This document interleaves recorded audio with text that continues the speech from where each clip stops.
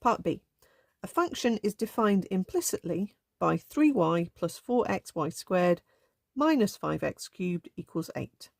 Find dy by dx in terms of x and y. So we've got a product here that we need to watch out for. And then the general method for implicit differentiating. Okay, that's differentiate along the line. As you differentiate a y term, differentiate it normally, but multiply it by dy by dx. So 3y is a solitary y term, and 3y would differentiate to a 3. But because it's a y term, I'm going to multiply it by dy by dx. Now my product, let's say u is 4x and v is y squared. So u dash is just a 4. V dash is a 2y, but it's a y term. So it's 2y times dy by dx.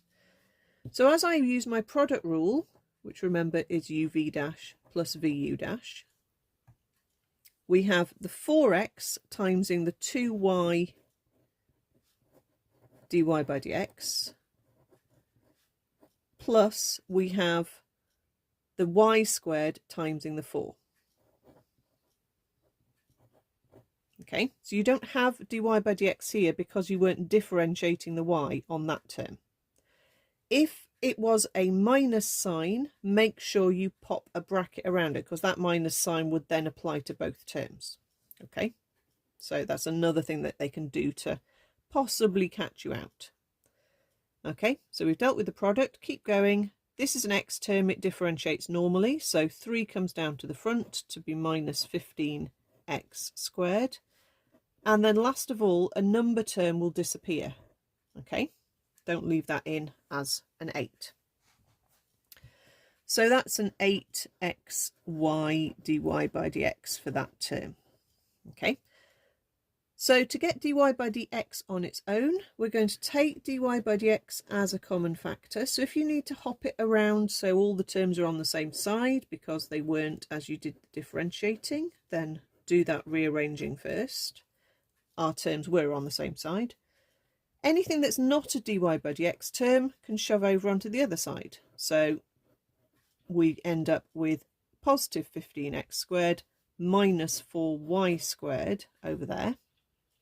And then we just divide down by that bracket.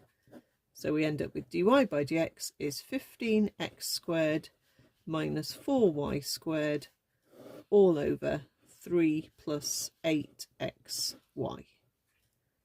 Okay, now that's just the question, but often that's the start of the question, and then you substitute a coordinate in and you've got a gradient and etc, etc. Or it'll ask you things about, can the gradient ever be a particular value or things like that. So normally there is an extra bit to this question, okay, but that's all this one involved.